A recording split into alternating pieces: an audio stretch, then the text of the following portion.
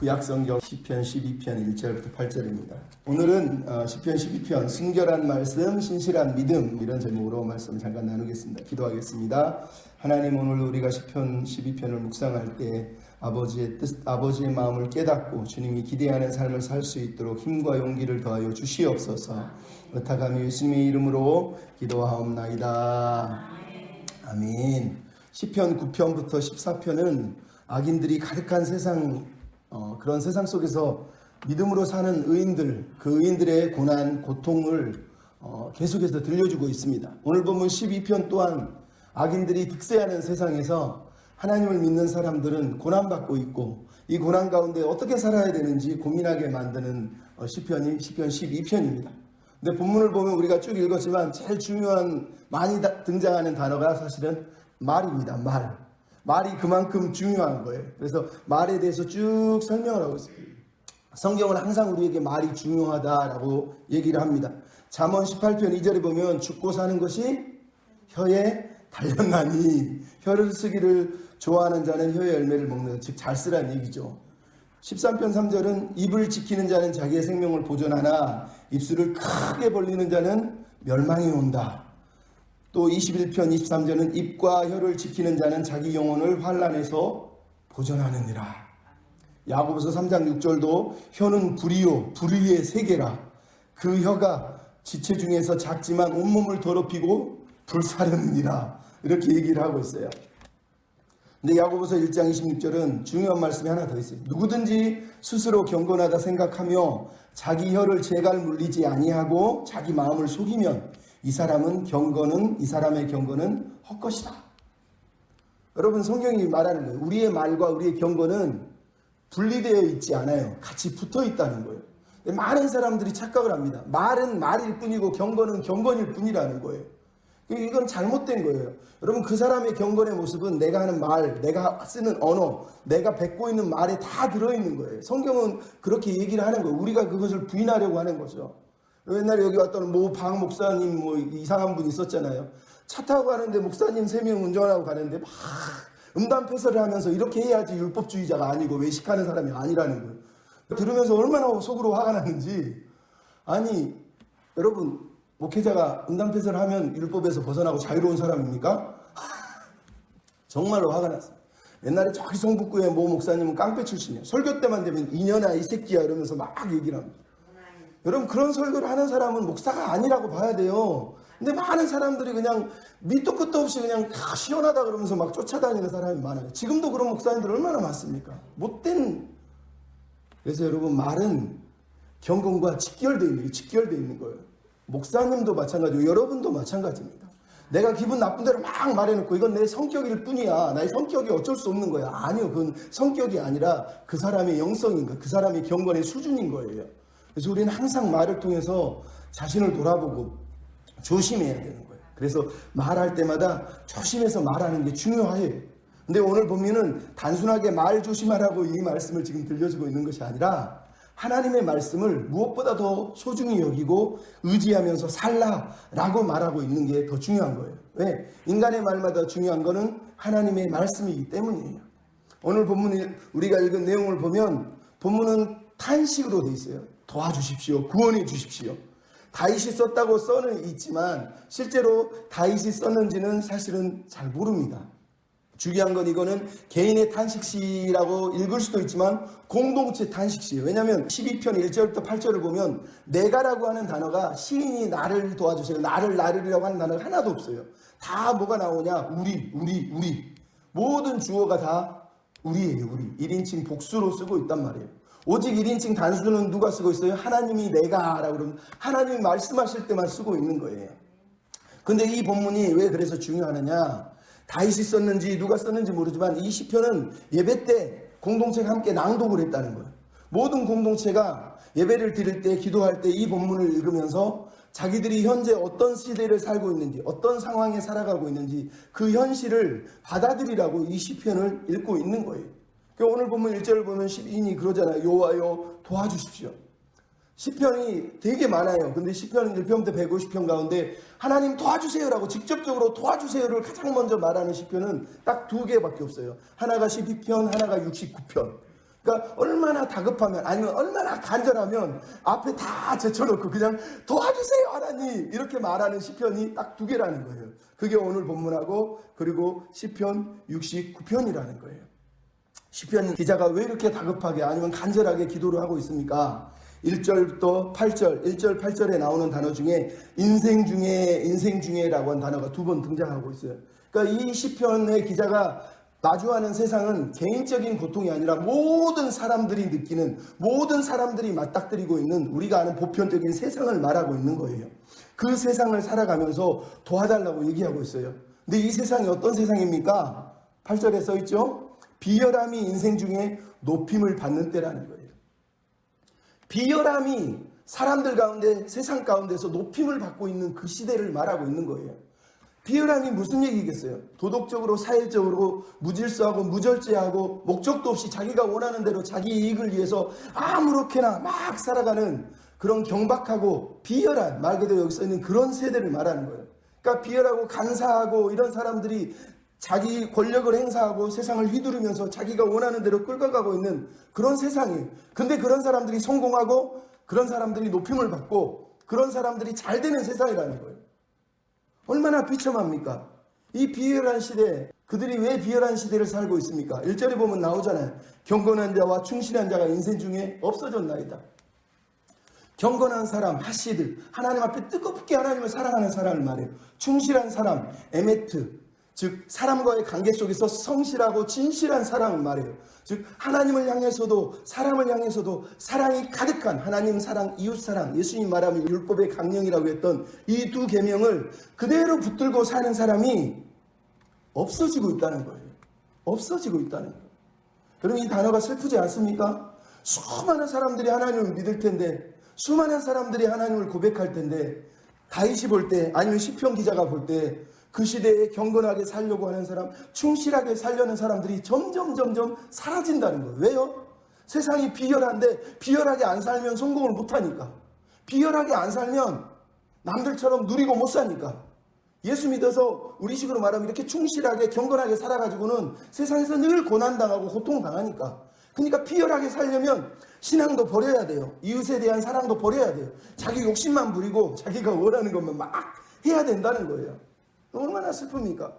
제가 옛날에 전도사 시절에 그때가 한 4살이었나 했을 때 작은 교회에서 새벽 예배를 드릴 때 열왕기상 18장을 하면서 엘리야의 시대에 엘리야가 왜 그리 시냇가로 숨었는 줄 아십니까? 그 시대에 그 사람들은 아무도 하나님을 믿는 사람이 없어서 엘리야가 숨은 겁니다. 그랬더니 새벽 예배가 끝났는데 장로님이 저에게 와가지고 전도사님 그러면서 그 말을 들었는데 하나님을 인정하는 사람이 하나도 없다는 그 말이 왜 이렇게 가슴이 아픈지 모르겠습니다. 마음이 너무 아픕니다. 그러더라고요.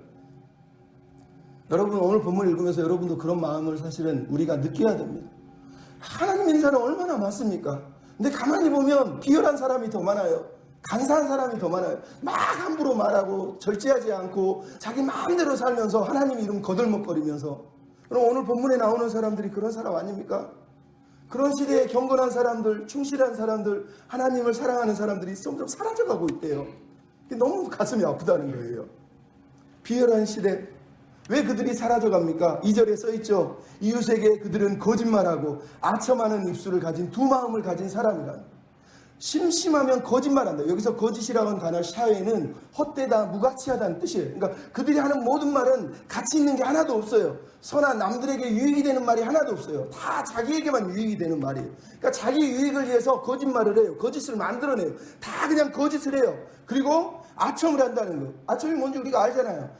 귀에 듣기 소리를 사탕 발림 소리를 막 하면서 아유 멋지십니다 막 이러면서 잘 되실 거예요, 복 받으실 거예요 막 이러면서 자기가 잘 되고 출세하기 위해서 사람들에게 아첨하고 아부하는 시대를 지금 살고 있다라고 오늘 본문이 우리한테 들려주고 있잖아요. 하나님이 우리 인생의 주인이 아니면 이렇게 사는 거예요. 내 인생의 주인이 안 정해지면 자꾸 아첨하고 아부합니다. 비열한 세상 속에서 나도 저렇게 살면 성공하지 이런 생각이 드니까 그렇게 사는 거예요. 그래서 오늘 보면 이 사람들을 뭐라 그럽니까? 2 마음을 가진 사람. 2 마음을 가진 사람. 마음이 2개라는 뜻이에요. 원문 그대로 직역을 하면 마음이 2개라는 거예요. 마음이 2개. 이게 우리식으로 무슨 얘기예요? 말과 행동이 다르다는 거예요. 행동으로는 딴짓거리 하면서 말로는 막 그럴듯하게 포장하고 앞에서는 경건한 척하고 예배드리고 막 하면서 뒤에 가서는 막 나쁜 짓 하고 그 얘기를 지금 하고 있는 거예요. 성경에서 두 마음을 가진 사람을 성경은 가장 하나님이 싫어하는 사람이라고 얘기를 합니다. 두 마음은 가장 나쁜 거예요. 여러분, 우리의 모든 삶의 근원은 마음이에요. 사람들은 마음 그러면 이게 감정의 저장소라고 생각하지만 유대인들은 히브리 사람들에는 마음이라는 단어는 의지와 생각의 장소가 마음이에요. 마음. 그러니까 내가 마음이 여기서 뭐가 나왔다 이 말은 내 의지와 내 생각이 발동했다는 뜻이에요. 그냥 잠깐 감정적으로 욱했다는 뜻이 아니라 내가 의지적으로 의도적으로 내 마음에서부터 아첨하고 거짓말하고 나쁜 짓 하기를 마음에 먹은 그게 나온 거예요. 그래서 예수님 뭐라고 그럽니까? 사람이 마음에 먹은 걸 입으로 낸다는 거예요. 마음에 있는 걸 입으로 낸다는 거예요. 더러운 건 입으로 드러나는 게 아니라 마음속에서 입으로 나온 그것, 그게 더럽다고 예수님이 말씀하신 이유가 바로 여기 있단 말이에요. 하나님이 그래서 말씀하신 시편 19편 113편에 뭐라고 해요? 내가 두 마음을 품은 자들을 미워하고 주의 법을 사랑합니다. 호세아 10장 2절은 그들이 두 마음을 품었으니 이제 벌을 받을 것이라. 야고보서 1장 8절 두 마음을 품어 모든 일에 정함이 없는 자, 두 마음을 품은 자들아 마음을 성결하게 해라. 하나님이 가장 미워하는 사람은 두 마음을 품은 사람이에요. 차라리 하나님을 안 믿는 사람은 어차피 안 믿으니까 하나님이 어떤 면에서는 뭐 멸망받을 것 같으니 그런 마음 때문에 아픈 거지만 자기 백성이라면서 하나님을 믿는다면서 두 마음을 가지고 하나님을 믿어요. 앞에서는 예쁜 마음 막 착한 마음 말하면서 뒤에 가서는 자기 욕심 부리고 자기 권력욕 자기 명예 자기 자랑 막 뒤로 챙기면서 안 그런 척하고 사는, 이것도 두 마음이고 오늘 본문처럼 세상에서 출세하기 위해서 성공하기 위해서 다 같이 비열하지 않으면 못 사니까 두 마음을 갖는 거예요. 그래서 거짓말하고 아첨하고 아부하고 얼마나 안타깝습니까? 근데 시편 기자가 그럼에도 3절에 뭐라고 그럽니까? 여호와께서 모든 아첨하는 입술과 자랑하는 혀를 끊으실 것이다. 여기서 아첨하는 말 다음에 뭐가 나와요? 자랑하는 말이 이제 한 번 더 추가되고 있어요. 아첨하는 이유가 뭐라고요? 거짓말하는 이유가 뭐라고요? 자랑을 위해서, 자기 교만 때문이라는 거예요. 자기를 자랑하기 위해서 아첨하고 자기를 자랑하기 위해서 거짓말을 하고 자기를 드러내고 그래서 영광을 누리고 명예를 누리기 위해서 지금 자랑하고 있다라고 얘기를 하는 거예요. 그들이 하는 말이 뭡니까? 오늘 본문에 처음으로 악인들이 하는 말이 인용되고 있어요. 4절에 써있죠? 우리 혀가 이기리라. 우리 입술은 우리 것이다. 우리를 누가 주관하겠느냐. 여러분, 하나님을 인정하지 않는 이유, 사람을 무시하는 이유가 여기에 있었던 거예요. 자신은 모든 것을 할 수 있다는 거예요. 내가 말하면 다 이루어진다는 거예요. 내가 말하는 모든 것은 다 된다는 거예요. 말 그대로 교만 아닙니까? 내 입술은 내 것이라는 거예요.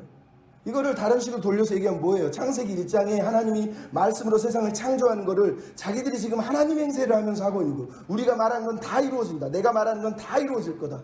왜냐하면 내가 이 세상을 주관하고 있기 때문에 우리를 주관할 사람은 아무도 없다라고 오늘 본문이 얘기하고 있는 거예요. 그래서 여러분, 이 인간들이 교만한 인간이라는 거예요. 그냥 모든 것을 말로 다 처리해요. 다 그냥 시키는 대로 다 해. 이거 다 해. 그러면서 그 말을 가지고 자기 권력을 행사하고 말 가지고 모든 것을 다 좌지우지하는 사람들을 오늘 본문이 우리에게 말하고 있는 거예요. 근데 이런 세상에서 시인이 뭐라고요? 하나님이 그들의 입술, 그들의 혀의 권세를 끊으실 것이다 라고 얘기를 하고 있어요. 하나님이 결국은 끊어내실 거라는 거예요. 그러니까 여러분, 믿음은 여기에 있는 거예요. 비열한 세상을 살지만 하나님을 믿는 거예요. 하나님이 저 비열한 입술, 저 거짓말하는 입술, 아첨하는 입술, 자랑하는 입술을 끊어내실 거라는 걸 우리는 믿어요. 그렇기 때문에 견디는 거고, 그렇기 때문에 세상의 비열함을 따라가지 않는 거예요. 근데 여러분, 여전히 우리가 세상의 비열함이 부러워서 그 비열함을 따라가면서 그게 비열한 게 아니야, 이게 축복이야, 좋은 거야 그러면서 자꾸 경건을 포장하는 그런 어리석은 삶을 살아서는 안 되는 거예요. 그래서 우리 입술은, 또 우리 삶은 항상 하나님의 때를 믿고 하나님을 신뢰하면서 신중하고 조심해야 돼요. 세상에 아무리 자기들 말대로 떠들어도 우리는 그렇게 살면 안 되는 거예요. 터키의 타우라스 산이라고 하는 곳이 있대요. 거기는 독수리들의 서식지로 엄청 유명합니다. 근데 그 산 넘어가면 호수가 있는데 거기에는 두루미들이 엄청 많이 산답니다. 근데 여러분, 두루미들이 특징이 뭐예요? 시끄러워요. 그냥 엄청 시끄럽게 운다는 거예요. 그러니까 이 타우라스 산에 사는 독수리들이 항상 배고프면 그 산을 넘어가서 그 호숫가에 있는 두루미들을 잡아먹는 거예요. 너무 쉬워요. 왜? 어디 있는지 금방 알거든요. 막 우니까 쫓아가서 잡아먹는다는 거예요. 그래서 두루미들이 맨날 잡혀먹는다는 거예요. 근데 신기하게도 그 두루미들 중에 안 잡혀 먹는 두루미들이 있답니다. 어른 두루미들이 있대요. 왜 안 잡혀 먹느냐? 그들은 여행을 할 때마다 아니면 그 주변을 나를 때마다 젊은 놈들은 그냥 막 까깍거리면서 날아다니는데 이 나이 있는 두루미들은 입에다가 돌을 문댑니다. 돌을 물고 나른대요. 그러니까 울음소리가 안 나오니까 독수리한테 들키지가 않고 살아난다는 거예요. 참 놀라운 지혜 아닙니까, 동물이? 여러분, 우리도 마찬가지예요. 하나님 믿는 사람은 귀는 하나님의 말씀 앞에 열어놔야 되지만 입은 무겁게 닫고 있어야 돼요. 말을 많이 하는 사람 치고 저희들처럼 이렇게 앞에서 떠드는 사람 치고 위험한 사람이 없는 거예요. 말 많이 하는 거, 자기 자랑하고 허세 떨고 막 자기 막 홍보하는 거, 그거 하나님이 볼 때 별로 좋은 거 아니에요. 항상 조심해야 돼요. 항상 하나님 앞에서 우리 자신을 돌아봐야 돼요. 여러분, 오늘 본문에 나오는 악인이 저기 바깥에 있습니까? 아니요, 우리가 악인이요. 우리가. 왜요? 우리가 로마서 3장 10절 보면 알잖아요. 뭐라 그럽니까? 기록된 바 의인은 없나니 하나도 없다. 깨닫는 자도 없고 하나님을 찾는 자도 없고 다 치우쳤다. 그러면서 뭐라고 그래요? 그들의 목구멍은 열린 무덤이요, 그들의 혀는 속임을 일삼고 그들의 입술에는 독사의 독이 있고 그 입에는 저주와 악독이 가득하고 그 눈앞에는 하나님을 두려워함이 없느니라. 우리가 하나님을 믿기 전의 모습이고 하나님을 믿고 있어도 여전히 우리가 품고 있는 모습이, 우리 입술이 독사의 독을 품고 살아요. 입을 쉽게 열면 독이 팍팍팍 나가잖아요. 교회 안 나온 사람 대부분이 왜 안 나와요? 상처받아서, 삐져서 안 나오잖아요. 왜 삐지지? 누가 뭐라고 그랬대. 고사님이 뭐라고 그랬대. 집사님이 뭐라고 그랬대. 목사님이 뭐라고 그랬대. 우리 입술이요, 찬양하고 은혜의 말만 나오면 얼마나 좋겠어요. 근데 야고보서 그러잖아요. 우리는 입술에 두 개가 나, 찬송도 나오고 저주도 나온대잖아요. 그러니까 기도해야 돼요. 하나님, 내가 찬송의 입술을, 축복의 입술만 가지고 살게 해주십시오. 그러려면 내 입술의 주인이 내가 아닌 걸 알아야 돼요. 이 나쁜 놈들은 혀가 자기 거래잖아요. 내가 주관자래잖아요. 성경은 뭐라 그럽니까? 하나님이 우리 입술의 주인일 뿐만 아니라 우리 인생의 주인이라고 말씀하시잖아요. 그래서 오늘 본문에 5절부터 8절에 나오는 내용이 뭡니까? 1절부터 4절은 사람들이, 인생들이 그냥 있다가 없어질 것들이, 창조주도 아니고 신도 아닌 애들이 막 두루미처럼 막 깍깍거리면서 떠들고 있는 내용이 1절부터 4절의 내용이에요. 근데 하나님이 결국 그들의 혀를 끊으실 것이라고 말씀하시는데 오늘 5절에 드디어 인간들의 말이 아니라 이제는 하나님의 말씀이 등장하고 있어요. 하나님이 직접 하신 말씀을 시편 기자가 인용하고 있잖아요. 그 내용이 뭡니까? 5절에 여호와의 말씀에 가련한 자들을 눌림과 궁핍한 자들의 탄식으로 말미암아 내가 일어나 그를 그가 원하는 안전지대에 두리라 하시도다. 하나님이 드디어 발언을 하셨다는 거예요. 여기서 여호와의 말씀이라는 단어는 약속이라는 뜻이, 약속. 즉 하나님이 약속하셨던 말씀을 지금 들려주고 있는 거예요. 이 말씀이 누구에게 언제 들려줬는지는 알 수가 없지만 이 본문이 이 말씀을 인용하는 이유는 비열한 세상을 살아가는 그 시대의 사람이나 오늘 우리 시대나 이 말씀은 우리에게 여전히 약속이라는 거예요. 약속. 하나님이 약속하셨다는 거예요. 이 하나님의 마음이 어디서 동했다고 얘기합니까? 막 엄청나게 헌금 드리고 막 엄청난 프로젝트 하니까 하나님의 마음이 지금 움직였다고 얘기합니까? 아니요. 가련한 성도들, 궁핍함에 눌려있는 자들에게 하나님이 마음이 지금 움직이시고 하나님이 내가 말씀을 할 수밖에 없는, 하나님이 말할 수밖에 없는 지경에 이르렀다고 오늘 본문이 말씀하시고 있는 거예요. 그러니까 하나님의 마음은 언제나 어디에 있다고요? 상한 마음, 낮은 자에게 하나님은 항상 향하고 있는 거예요. 우리가 그것을 부인하면 안 돼요. 그건 부인해도 부인할 수가 없어요. 성경은 뭐라 그러니까 시편에 34편 18절에 여호와는 마음이 상한 자를 가까이 하시고 중심으로 통회하는 자를 구원하시느니라. 마음이 상한 자에게 가까이 하시는 분이 하나님이라고 얘기하는 거예요.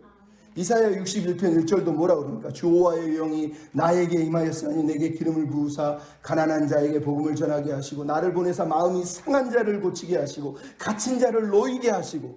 하나님은 마음이 상한 자, 갇힌 자, 가난한 영혼을 향하여서 항상 그 마음이, 그 눈이 향하고 있다고 성경이 우리한테 얘기하는 거예요. 그 하나님 오늘 보면 뭐라고요? 이제 일어나 고난받는 그들이 갈망하는, 그들이 원하는 안전지대에 내가 둘 것이다 라고 말씀하셨다는 거예요. 여러분, 이것은 약속이, 지금 그렇게 한다고 얘기한 게 아니라 내가 장차 일어나서 그들의 혀를 끊을 뿐만 아니라 내 백성들, 내 사랑하는 백성들을 안전지대에 거하도록 보호해주고 지켜주겠다라고 말씀을 하고 있는 거예요. 그러니까 하나님 백성이 악이 아무리 날지어도 하나님의 백성은 하나님이 승리하게 하실 것을 믿어야 된다라고 말하기 위해서 이 본문 말씀을 우리에게 인용하고 있는 거예요. 딱 한 구절이고 너무 짧은 말씀이지만 내가 일어나 너희를 안전하게 거하게 해줄게. 이 말씀에 얼마나 힘이 있었으면 루터가 이 말씀을 묵상하다가 이 짧은 말씀에 강력한 힘이 있습니다. 은혜입니다. 그러면서 소리를 치면서 이 말씀을 읽었다. 오늘 보면 시편이 우리한테도 똑같은 거예요. 이 짧은 말씀 하나 때문에 이 한 말씀만 들려줘도 우리는 살 수가 있는 거예요. 내가 일어나서 내가 도와주고 내가 안전하게 해줄게. 약속이에요. 약속. 이 약속을 우리는 붙들어야 돼요. 여러분 왜 이 약속을 붙들라고 합니까? 6절로 7절에 나와 있잖아요. 여호와의 말씀은 순결하고 흑도가니에 7번 단련한 은 같도다. 예, 우리가 하나님의 말씀을 믿어야 된다고요? 이 약속을 신뢰해야 된다고요? 하나님의 말씀이 7번 단련한 은처럼 깨끗하고 순결하고 신실하다는 거예요. 악인들은 아무리 떠들어도 그거는 은 단련하고 남은 찌꺼기, 불순물하고 똑같아요. 악인들의 말은 다 거짓말이야. 다 버려버릴 거라는 거예요. 근데 하나님의 말씀은 7번 단련한 후에 나온 은처럼 정금처럼 깨끗하다는 거예요. 그러니까 악인들의 마음은 없어질 거예요. 왜? 그들은 신도 아니고 하나님도 아니기 때문에 아무리 떠들고 허세를 떨고 자랑해도 사라지고 없어질 거라는 거예요. 하지만 하나님의 말씀은 영원한 말씀이고 변치 않는 말씀이고 가장 깨끗한 말씀이기 때문에 하나님이 그 말씀을 하셨고 약속을 하셨다면 우리는 흔들릴 이유가 없다는 거예요.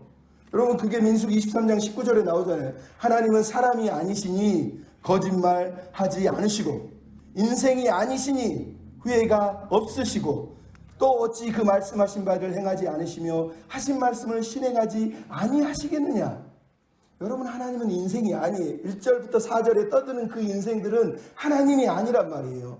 하나님은 시건하지 않으세요. 거짓말하지 않으세요. 아첨하지 않으세요. 여러분 괜히 기분 좋게 하려고 하지 않으세요. 하나님은 당신의 말씀이 진리고 신실하기 때문에 그거를 지키겠다고 그 약속대로 이행하겠다고 순수한 말씀으로 우리에게 약속하셨다고 오늘 본문이 들려주고 있는 거예요.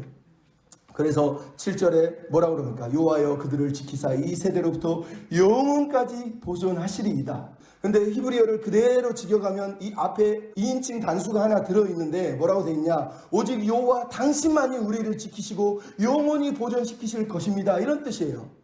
그러니까 오직 하나님 당신만이, 오직 하나님 당신만이 우리를 보존하시는 분이고 영원히 지켜주시는 분이심을 우리는 믿습니다. 이런 의미예요. 여호와의 말씀을 듣고 나니 그 말씀이 순결하고 은을 단련한 것도 그것도 7번이나 단련한 가장 깨끗하게 재련한 말씀이라면 하나님 나는 당신을 믿습니다.